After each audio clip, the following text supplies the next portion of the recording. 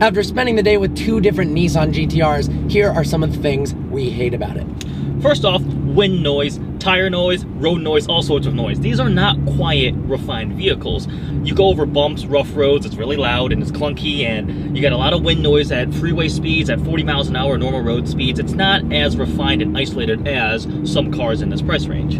Speaking of issues at high speeds, a lot of people have reported that at speeds of well over 100 miles an hour, something like 150. Now this is something that most people hopefully are doing on a closed course, but of course it happens not on closed courses. Their freaking hoods fly off the car. There's so much crosswind, so much wind that the actual hood rips off the car. You should go look on Google Images right after watching this. There's a bunch of hilarious photos, but 2 people I know with Nissan GTRs have had this happen to them personally. So it's a common issue, kind of a ridiculous issue, to be honest, for a car that should be able to go quickly without having the hood rip off. So this dual clutch transmission is great when you're on a track, whatever, shifting, when you're accelerating. It's very, very fast, but it can be very, very clunky at low speeds. It's not particularly smooth when you're just going around a parking lot or something, and that's a downside that many people have noted with this transmission in either generation of these cars.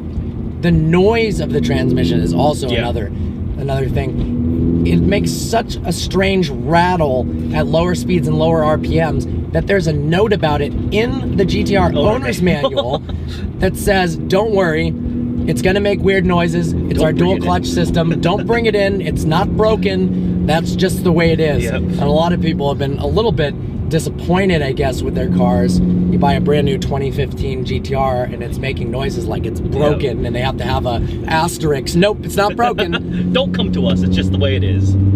We often talk about rear legroom being abysmal in 2-door sports cars, but the GTR might take the cake for some of the worst rear legroom I have ever seen. I sit very close to the steering wheel, and I'm hard-pressed to fit just my fist in between the rear of this seat and the seat back there. So if your legs are as small as a fist, then I guess you can fit back there. Eddie, who's larger than me, there's no space.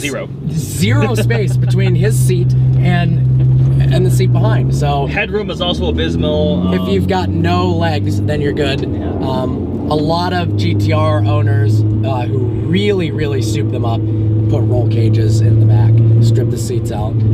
But there's almost no point. I guess you have a little bit of extra storage. They're fancy grocery parcel holders. That's what they are, Part of the practicality of a car you want to use on a daily basis is space, all right? So there's a trunk in the back, but you can't really get stuff into it. The trunk itself is actually very, very spacious, but the opening, the way the boot lid is designed, the opening is very small. So while you can put a lot of small things in there, you can't put like a big thing in there. It just doesn't fit in, and it just seems an oversight. You make the trunk huge, but you can't put anything of significant proportions into it.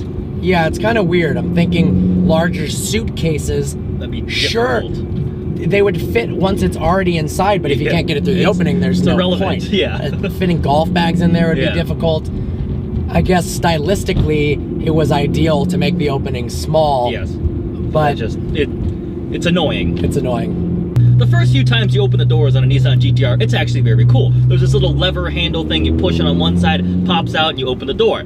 After a few times, it gets incredibly annoying. If you have stuff in one hand, and try to open it with your right hand, you gotta get an awkward angle to try to press it in and then open it up. It's really, really frustrating. They designed it probably to be unique and different, but in practicality, using it on a daily basis, it would get really, really tiring. And it opens the wrong direction. Yeah, like typically it would open outwards, but it opens backwards. So it's and it's not like the Jag F-Type where when you approach it, they pop out for you and then you can open it like that. This one you have to actually push in with one finger and then pull the whole lever out, and it's needlessly complex. I will say it's a little less flimsy than I was expecting. Seeing it in pictures, so that was nice. And the last thing is the fanboys.